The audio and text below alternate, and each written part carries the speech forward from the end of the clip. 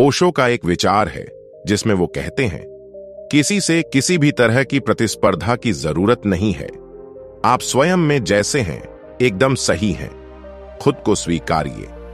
ये विचार सिखाता है कि हमारे आसपास की दुनिया एक निरंतर दौड़ में लगी हुई है।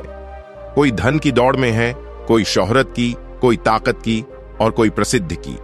स्कूल से लेकर नौकरी तक, रिश्तों से लेकर सोशल मीडिया तक, हर जगह एक ना दिखने वाला कंपटीशन चल रहा है। हमें बार बार यह सिखाया जाता है कि हमें दूसरों से बेहतर होना चाहिए, उनसे आगे निकलना चाहिए, और अगर हम ऐसा नहीं करते तो हम असफल हैं। लेकिन क्या सच में जीवन का उद्देश्य सिर्फ दूसरों से आगे निकलना है, या फिर अपने भीतर की गहराई को पहचानना और उसे निखारना है? प्रतिस्पर्धा कभी खत्म नहीं होती।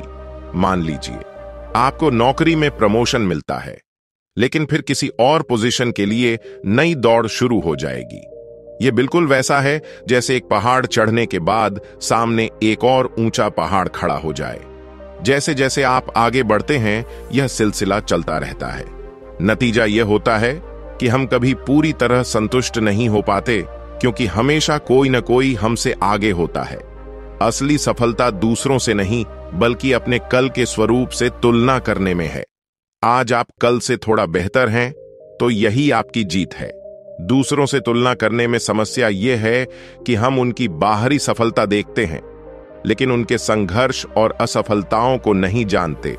हम सिर्फ उनकी चमक देखते हैं, उसके पीछे की मेहनत और दर्द को नजरअंदाज कर देते हैं। जब हम अपनी तुलना अपने पुराने स्वरूप से करते हैं तो हम अपने वास्तविक विकास पर ध्यान देते हैं, जो हमें स्थायी खुशी देता है। खुद को स्वीकारने का मतलब है अपनी खूबियों और कमजोरियों दोनों को अपनाना। अक्सर हम खुद से नाराज रहते हैं, अपनी शक्ल, सूरत, आदतों, गलतियों या अतीत के कारण। हमें लगता है कि हम तभी खुश रह सकते हैं जब हम दूसरों को तरह बन जाएं। लेकिन सच्चाई यह है कि हम तभी खुश रह सकते हैं जब हम खुद को पूरी तरह अपनाएं, जैसे हम हैं वैसे ही। इसका मतलब यह नहीं कि हम सुधार की कोशिश न करें, बल्कि यह कि सुधार की प्रक्रिया प्रेम और स्वीकृति के साथ हो, न कि खुद से नफरत के साथ। हर इंसान अनोखा है।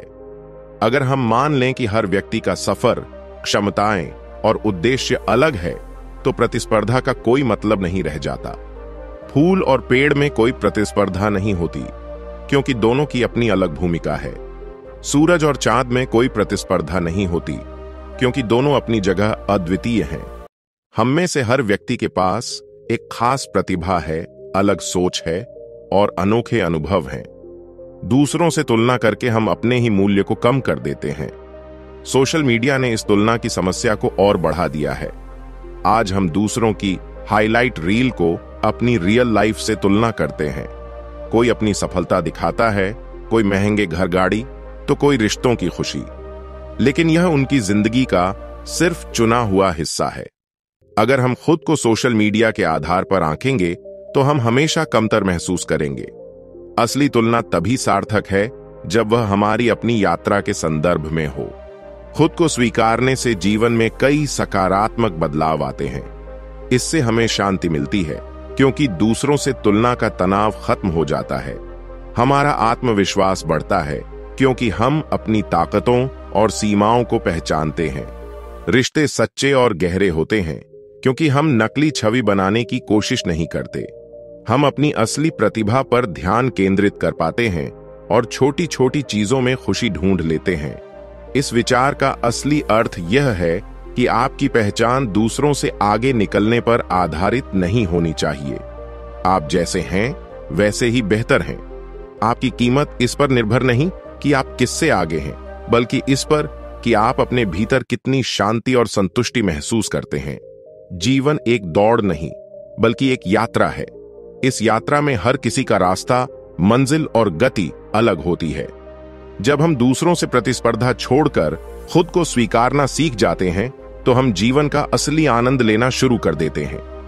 अगली बार जब आप किसी से अपनी तुलना करें, तो याद रखिए, आप किसी से कम नहीं, आप बस अलग हैं।